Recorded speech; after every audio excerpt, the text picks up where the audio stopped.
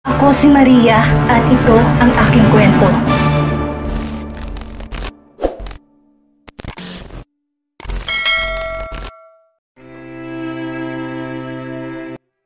Alexandra, are you still there? Untag ni Belle sa kaibigan nang biglang matahimik si Alexandra sa kabilang linya. Kumurap si Alexandra. Mabilis na hinamig ang sarili. Of course, I'm still here. Sorry, nasyak lang ako sa balita. But I am so happy for you, Belle. I know for the longest time, ito nang pangarap niyo ni Josh, ang maikasal. And finally, it's happening, ani Alexandra. Seryoso? Humagikik si Belle sa kabilang linya. Kung alam ko lang ng apo lang pala ang gusto ng mga magulang ni Josh, noon pa sana ako nagpabuntis sa anak nila. Anang dalaga, muling humagikik. Natawa na rin si Alexandra sa tinura ng kaibigan. Hindi kasi botong mga magulang ni Josh Madrigal, ang batang mayor ng bayan ng San Matias kay Belle. Ayon sa kwento ng kaibigan ay konserbatibo raw ang mga magulang ni Josh at hindi sang-ayon sa showbiz lifestyle ni Belle na ngayon ay solo artist na. Nag-migrate na kasi ang mga pinsan ng kaibigan abroad, kaya si Belle na lang ang natuloy sa singing career nito. Noong magkita sila sa Milan, 2 taon nang nakakaraan at unang beses ni pinakilala ng kaibigan si Josh sa kanya. Belle was already on the verge of breaking up with Josh dahil hindi na raw nito matagalan ang ugali ng magulang ni Josh, lalo ng ina nito. Alexandra doesn't know what happened in between, but she's more than happy that Belle and her friends' future in-laws have finally settled their differences. And the baby on the way too. I'm so happy for you, Belle. Ninang ako ha? Ani Alexandra. Oo naman, but before that, pumayag ka na munang maid of honor ko. Muli natigilan si Alexandra, napaisip, hindi alam kung paano ipapaliwanag sa kaibigan ang sitwasyon. Ayaw mo ba, Sandra? Bumigat ang dibdib ni Alexandra, nahimigan ng tampo sa boses ng kaibigan. Belle has always been there for her. Nung kailangan niya ng tulong dahil sa sunod-sunod na bagyo na dumaan sa kanyang buhay, 5 taon nang nakakaraan, ni minsan, hindi ito tumanggi sa kanya. Belle stuck with her through thick and thin. Tapos ngayon, when's the big day? Tanong ni Alexandra. A month from now. A month. That's more than enough time to compose herself and think of an excuse para payagan siya ng lolo't pinsan na umuwi ng Pilipinas. Tumikim si Alexandra. Okay, Belle. I'll be your maid of honor on your wedding day. Tumili na si Belle sa kabilang linya. Thank you so much, Sandra. You made my day, sabi ni Belle. Sandali pang nagkwentuhan ng magkaibigan bago tinapos ni Belle ang tawag. Bumalik naman si Alexandra sa hapag. Naroon na si Angelo at kasama na si Aki na kumakain ng hapunan. Ate, sabi ng teacher ko, may honors daw ulit ako this year. Masayang balita ni Angelo sa kapatid ng tuluyan tumagbalik sa pag-upo sa harap ng hapag. Talaga? That's good to hear, Jalo. Masayang sagot ni Alexandra. Consistent na honor student si Angelo sa nakalipas na 5 taon. Kung sa bagay, kahit noon pa mang kabataan nito, matalino na talaga ang kapatid. Ang sabi ng teacher ko, kung magtutuloy-tuloy daw ako na may honors hanggang makagraduate ako ng eskwela superior, baka pwede raw ako makakuha ng endorsement mula sa school para makapasok agad ako sa Harvard Business School. Sa edad nitong 15, alam na alam ni Angelo ang pagiging negosyante ang nais nitong maging gaya ni Sebastian. Kung noon ang idolo nito sa buhay ang namayapa nilang ama na si Antonio, ngayon ang idolo na nito sa lahat ng bagay ay si Sebastian. Minsan nga sumasama to sa opisina ng pinsan sa DFC upang mag-observe. Sa mga kalakaran doon, hindi naman din kasi nagtatagal si Alexandra sa kanyang opisina sa DFC. She just drops there whenever she needed to sign papers and study proposals for new business ventures na siyang nakatoka sa kanya ngayon. Trabaho yun ni Sebastian dati, subalit mula nang maupong chairman ng DFC, investment company ang pinsan. Siya na ang humalili sa trabaho nito. Don Fausto is in his twilight years, and while they are hoping that Don Fausto would live longer still, alam nilang sa edad nitong 80 ay maring mangyari hindi inaasahan sa anumang oras. Don Fausto is still the chairman emeritus of DFC. When it comes to big decisions, ito pa rin ang nasusunod. But mostly, si Sebastian ang gumagawa ng dati nitong trabaho. I'm so glad for you, Angelo. Alam kong hindi malayong matupad ang pangarap mo. Basta, just keep your focus until you reach your goals. Ani Alexandra sa kapatid. Salamat ate, lalo kong gagalingan para kapag nakagraduate na ako sa college, pwede na nating mabawing kumpanya ni Dad. Ang sabi ni Kuya Sebastian, mababawi ko raw yon kahit kailan ko gustuhin. Basta handa ko na yung hawakan, sagot ni Angelo. Muling sumubo ng pagkain bago kinausap si Aki na katabi lang nito. Kumurap si Alexandra. Nabigla sa sagot ng kapatid. Hindi pala nakalimutan ni Angelo ang tungkol sa Digia Electronics, ang kumpanyang dating pag-aari ng kanilang pamilya, at lalong hindi niya alam na nagkaroon pala ng ganong pangako si Sebastian kay Angelo. Ate, tama si Kuya Sebastian, hindi ba? Mababawi natin ang dati nating kumpanya anumang oras. Si Angelo ulit. Pilit nang umiti si Alexandra, hindi alam ang isasagot sa kapatid. Hindi ko alam, Jello, pero I will check on it, ani Alexandra. She really needs to talk to Sebastian, ASAP. Bakit kailangan mo sabihin kay Angelo ang bagay na yun, Sebastian? Ani Alexandra sa pinsan nang puntahan niya ito sa opisina nito sa DFC kinabukasan. Now that she's finished working on her artwork commission, balik trabaho siya sa DFC. Kahit na mas gusto niya ulit gawin ang nakapila niyang mga artwork commission, kailangan din niyang maglaan ng oras sa trabaho niya sa DFC. She owes Don Fausto and Sebastian so much. Isa pa, nais din niyang pangalagaan ang yaman ng kanyang lola na naka-invest din sa DFC. As Antonia's only heir, she owes the 25% of DFC, all the rest pag-ari ni Don Fausto. Nasa hinaharap ay mapupunta rin kay Sebastian. Kaya naman kailangang balansehin ni Alexandra ang kanyang oras sa kanyang trabaho at sa kanyang pagpipinta. Nagangat ng tingin si Sebastian mula sa laptop nito. Nangunot ang noo at pinanood si Alexandra na mag-march siya palapit sa kanya. Well, good morning to you too, Alexandra. But I'm gonna need more than that question. Tumigil si Alexandra sa harap ng mesa ng pinsan. Naiiling na nagbuga ng hininga. Sinabi mo kay Angelo na maaari niyang mabawi ang dati naming kumpanya. Anumang oras? And now, yun ang nasa isip niya. O wala namang mali doon sa sinabi ko. Talaga namang kung gugustuhin ko, kayang-kaya kong bawiin ang dati niyang kumpanya mula sa BRC. Digia Electronics is lost a long time ago, Sebastian. We both know that. Ayokong bigyan naman ng false hope si Angelo. He is young and a dreamer. He still doesn't know how the law works. Sa pa ayoko maging motivation niyang pagbawi sa dati naming kumpanya. I want him to have a clean slate too when he starts his professional life. Paliwanag ni Alexandra. I can make everything I want with the power our money brings, Alexandra. At walang magagawang batas kapag ginusto kong gawin ng isang bagay. Si Sebastian, seryoso.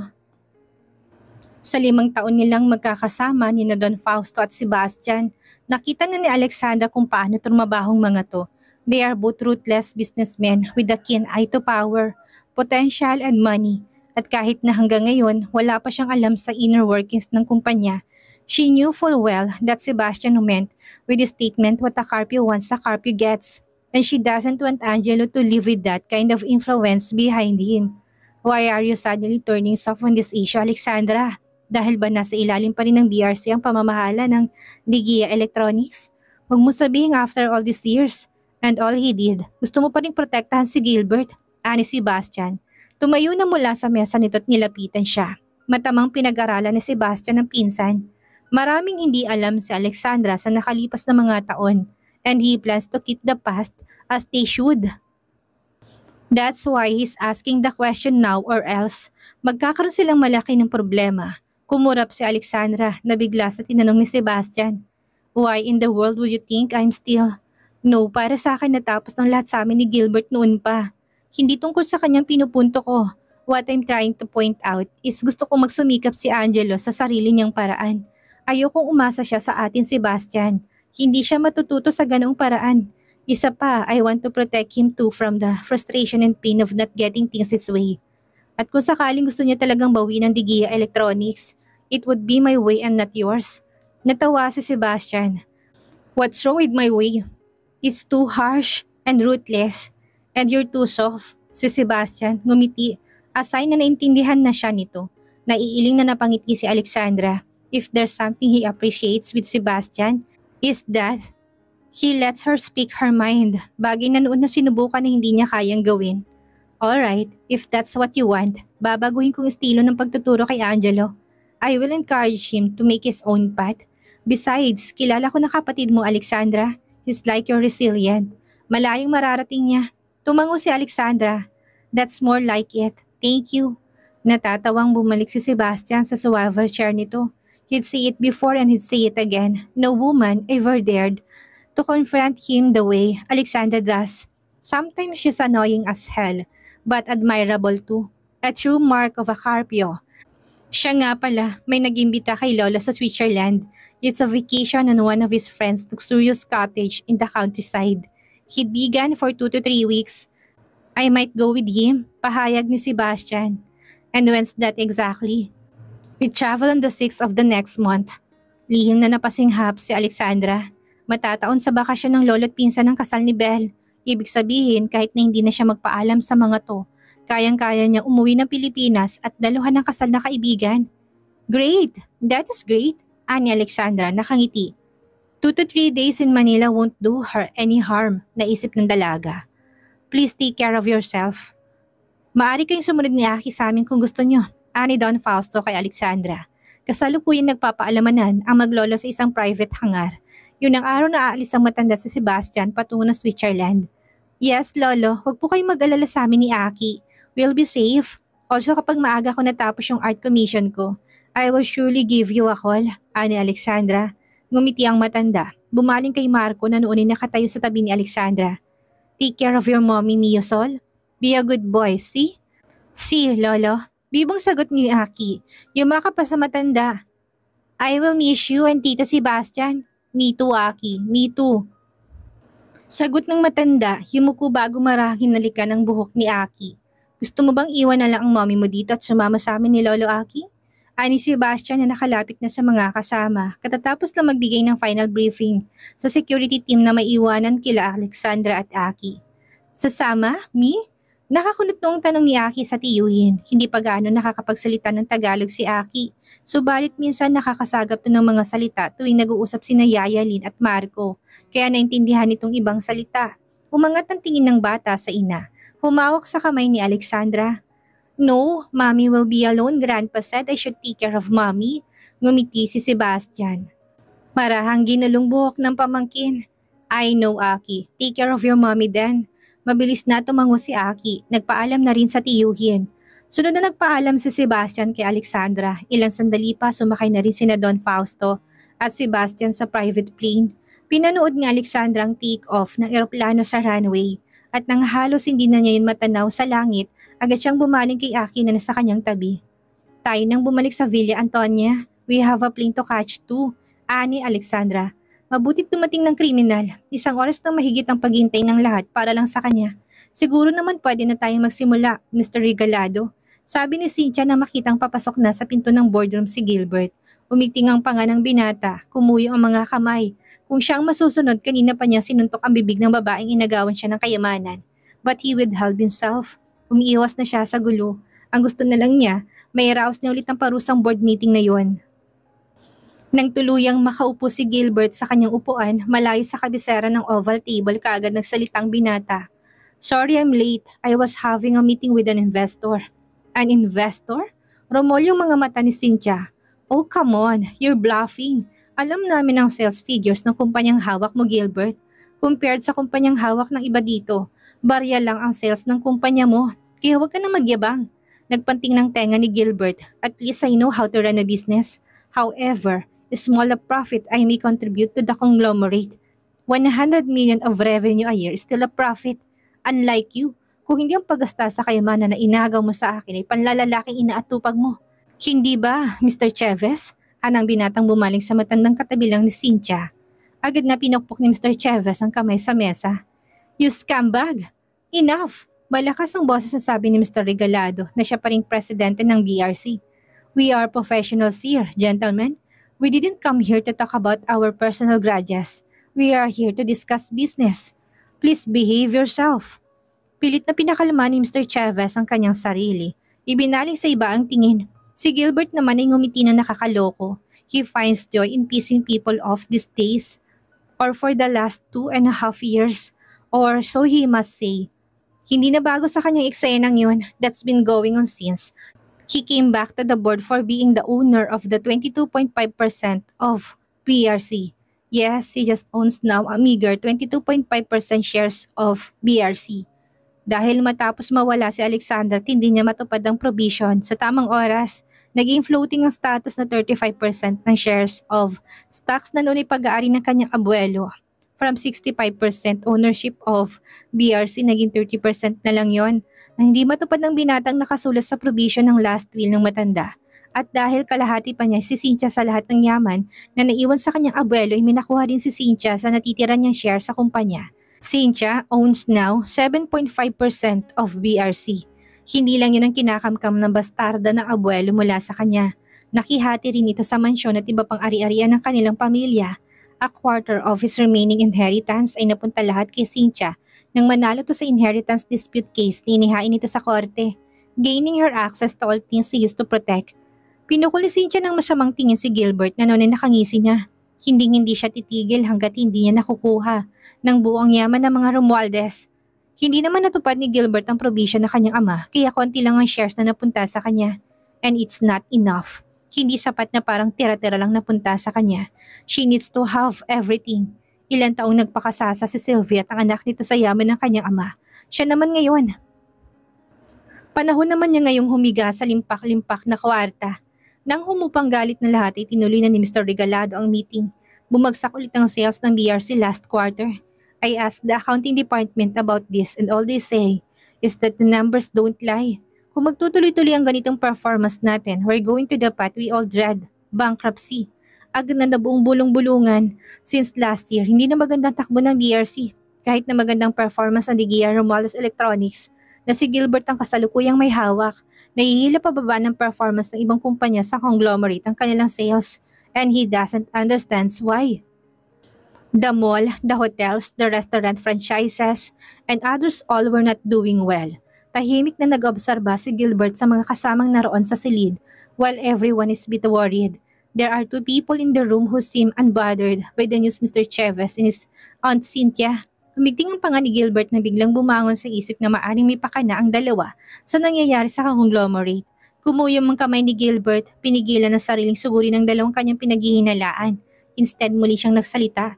We need a plan. Hindi ako papayag na mawala na lang basta pinagpaguran ni Lolo. Something has to be done. Anong binata sa determinadong tinig? And what do you suggest, iho? Si Mr. Regalado. Ang kumpanyang hawak ko ay maayos ang performance. All of you are the ones who needed the plan, ani Gilbert. Ewan ko na lang sa iba. 2 million a day is not enough. Sales to keep running as small as big as Royal Mall. During Cynthia instantly scoff. Hawak ni Mr. Chavez ang Royal Mall. Araw-araw na kumikita, 5 milyon ang pinakamababang sales ng Royal Mall araw-araw. I wonder what's the problem with your management this time, Mr. Chavez? Anang binata, puno ng sarkasmo pagbanggit ng binata sa pangalan ng matandang lalaki. Are you suggesting na akong dahilan ng pagbagsak ng performance ng conglomerate? Gigil na sabi ni Mr. Chavez. Please, don't put words on my mouth, sir. Sinasabi ko lang obserbasyon ko. Ani Gilbert, makahulugang tumingin sa tiyahin na sa tabi lang ni Mr. Chavez. Agad na tumalim ang tingin ni Cynthia sa pamangkin. Kung inaakala nito magpapasindak siya sa mga pinagsasabi nito, nagkakamali ito ng binabangga. Naroon na siya sa kanyang posisyon at hindi na siya papayag pang muling umalis doon.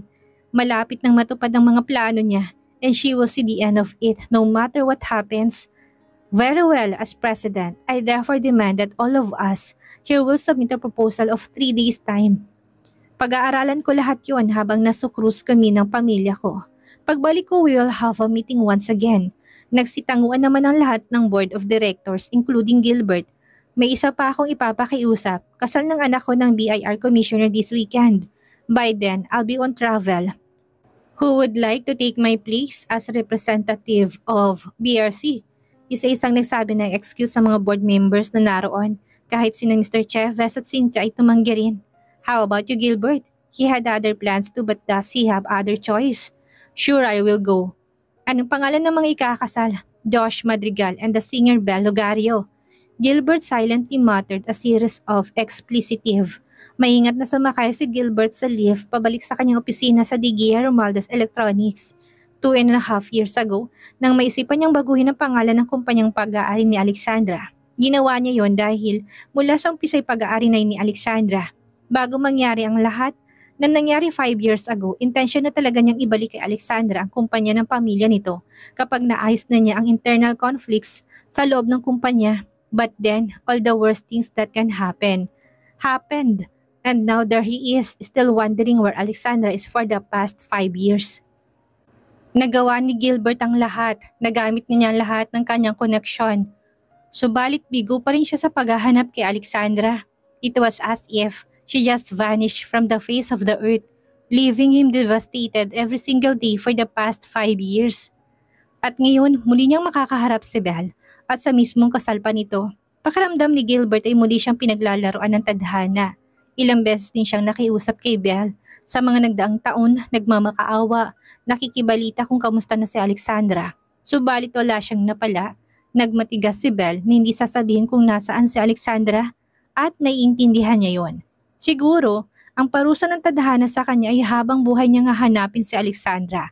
Always wondering and always longing for the wife he had taken for granted for many years. It was the brutal punishment he had to endure for the past 5 years. Nang bumukas ang pinto ng lift, agad na lumabas doon si Gilbert at dumiretso sa kanyang opisina. Agad na sumalubong si Karen sa binata. "Sir, eto po yung mga papers at urgent at kailangan ng pirma nyo." Anang sekretarya, inabot ng ilang folders sa kanya.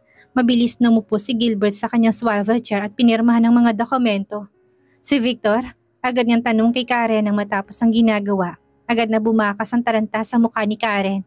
Hindi alam kung saan kukuha ng mga salita para hindi magalit ang boss sa mga nangyari habang wala ito sa opisina. "Karen," untag ni Gilbert sa sekretarya na halatang natataranta. "Sir, ano po kasi?" Napangiwi ng dalaga. "Just spill it, Karen," ani Gilbert sa otorisadong tinig.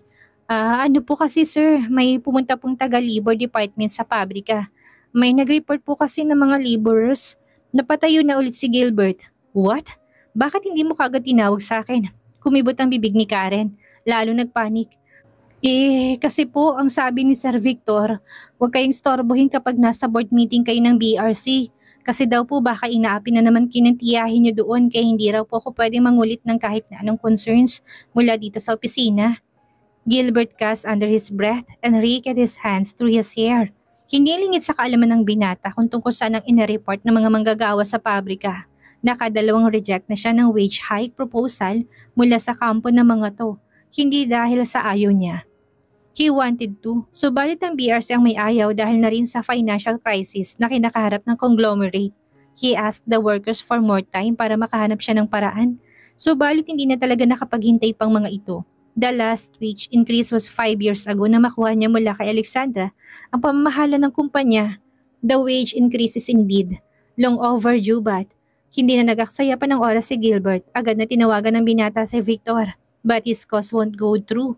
Desperate for updates, agad na lumabas si Gilbert sa kanyang opisina. Pupunta siya sa pabrika, subalit pagbukas ng lift, naroon na si Victor. "I was calling," sabi agad ni Gilbert sa assistant. "What happened back there?" "Not good sir, not good," ani Victor. Sumabay sa paglalakad ng boss pabalik sa opisina nito. "What do they want?" "Wage increase and additional benefits." "What? That's too much." "Kakakuha lang natin sa kanila ng bagong group insurance." What more could they ask? Inis na tanong ni Gilbert. Unti-unti na humahalagpos ang pasensya.